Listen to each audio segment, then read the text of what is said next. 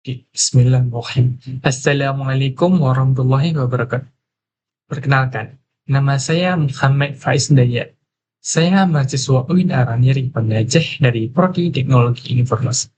Nah, di video kali ini saya akan menjelaskan bagaimana sistem bubble sorting itu bekerja. Nah, sebelum kita mengetahui isinya, lebih baiknya kita mengetahui apa itu bubble sorting. Bubble sort adalah algoritma sorting sederhana yang bekerja dengan cara membandingkan dua data yang berdekatan, lalu menukarnya jika urutannya salah. Sederhananya, bubble sort adalah sistem atau metode yang digunakan untuk merapikan data yang masih berantakan agar menjadi lebih rapi dan terurut. Tanpa berlama-lama lagi, kita akan memasuki bagaimana bubble sort itu bekerja dalam kode. Berikut adalah contoh coding bubble sort yang akan saya berikan dalam tutorial. Langsung saja kita ke execution. Oke. Nah, dalam kode ini kita akan menjelaskannya per baris bagaimana. Oke, kita akan membahasnya dari baris pertama dulu. Jadi di baris pertama, baris ini membuat sebuah list atau array bernama data yang berisi angka 3, 9, 11, 7, dan 3. Dan di baris kedua, baris ini menampilkan isi array sebelum sorting dilakukan. Dia akan memprint data dari ini. Nah, angka sini. Dan di baris ketiga, baris ini menghitung jumlah elemen pada array menggunakan fungsi len, lalu menyimpannya ke variable size. Dan di baris kelima, or in range, ya menjalankan perorangan utama bubble sort menggunakan variable a. Jadi, bisa dibilang, ini menjalankan perorangan utama bubble sort menggunakan variable a. Di baris 6 ini, ia berfungsi sebagai menampilkan loop atau putaran sorting yang sedang kita jalankan, seperti loop pertama, seperti ini. Di baris ke-8, inilah yang paling penting dari sistem ini. Di baris ke-8 ini, disinilah perorangan kedua menggunakan variable b untuk membandingkan angka dari kanan ke kiri. Jadi angka ini dibandingkan ke kiri. Seperti itu. Lalu di baris ke-9, if data ini, dia berfungsi sebagai program yang mengecek apakah angka sebelah kanan lebih kecil daripada angka sebelah kirinya. Kalau benar, maka ditukar. Kalau salah, tidak ditukar. Di baris 10 ini, dia adalah tempat penyimpanan sementara, nilai sebelah kiri. Nilai sebelah kiri. Seperti ini. 3 ke sini. Ya.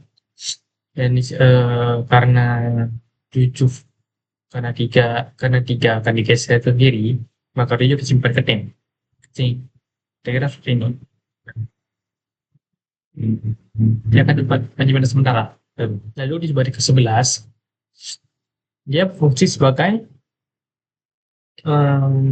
nilai sebelah kanan dipindahkan ke posisi kiri. Jadi nilai 7 ini, karena dia sudah berada di tempat tem, maka dia akan dipindahkan ke sini, sebelah kanan.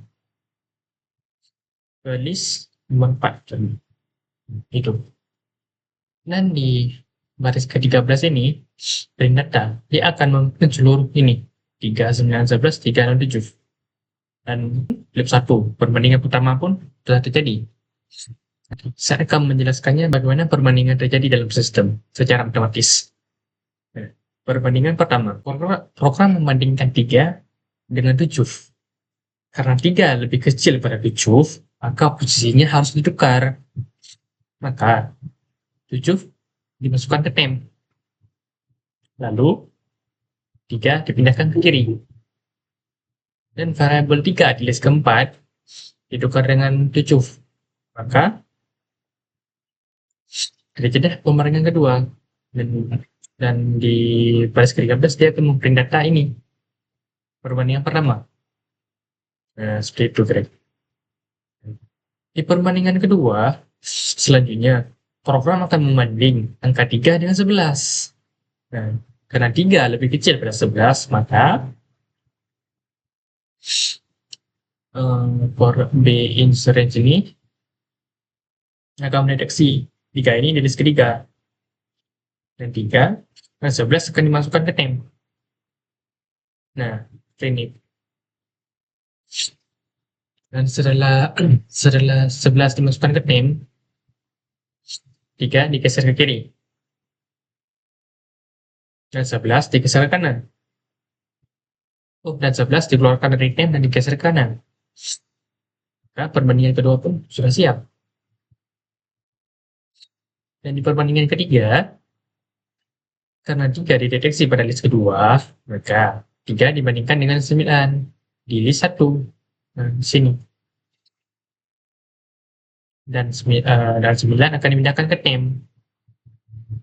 3 digeser ke kiri. Dan 9 digeser ke kanan. Dan perbandingan digabung sudah siap. Nah, di loop ke satu perbandingan keempat ini, karena 3 sama dengan 3, maka sistem tidak akan menukarnya. Nah, lanjut ke loop kedua. Nah, di loop kedua ini, list keempat, yaitu 7. Nah, 7 akan dibandingkan dengan 11.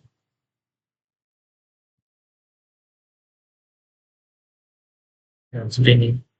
Karena 11 lebih besar pada 7, maka 7 digeser ke kiri. Dan 11 digeser ke kanan. Lalu, perbandingan ke satu loop kedua akan di print. Nah, karena 7 sudah berpindah tempat di list ketiga, maka 7 dibandingkan dengan 9, yaitu 2 di list kedua.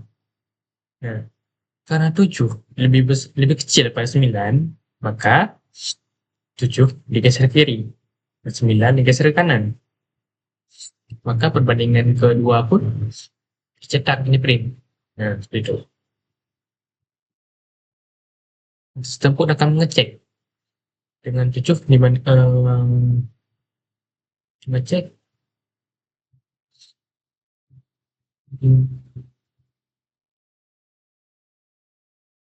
karena 7 sudah mencapai tujuan dari list tersebut, maka sistem tidak mendeteksi bahwa adanya perubahan dalam variabel. Maka di loop ketiga pun terjadi untuk memastikan apakah sistem benar-benar tidak membuat kesalahan atau belum menerbitkannya. Nah, di loop ketiga ini sistem akan mencoba membandingkan 4 dengan 3.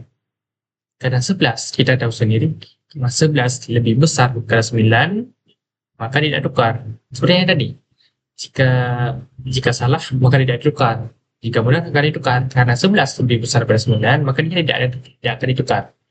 Maka jika perbandingan satu pun sudah siap.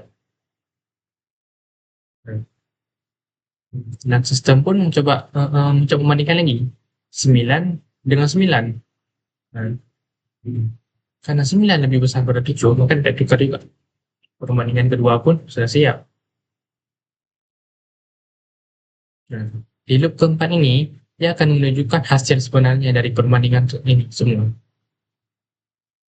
Nah, jadi, karena sistem tidak menemukan adanya kesalahan, maka loop keempat pun sudah siap dan sistem persortiran pun sudah siap. Nah, jadi kawan-kawan, seperti inilah bubble sorting itu bekerja dalam sistemnya. Dia akan menukarkan bilangan yang paling kecil ke yang paling besar ke sebelah kiri. Dia akan memisahkannya. Bukan memisahkan, bisa dibilang dia akan memindahkannya ke sebelah kiri. Ibaratnya kita mengatur orang yang dari pendek ke yang lebih tinggi. Seperti itu kira-kira. Sekian dari saya, mohon maaf jika minta salah. Jika ada yang salah, saya akhiri. Wabillahi taufiq wal hidayah. Wassalamualaikum warahmatullahi wabarakatuh.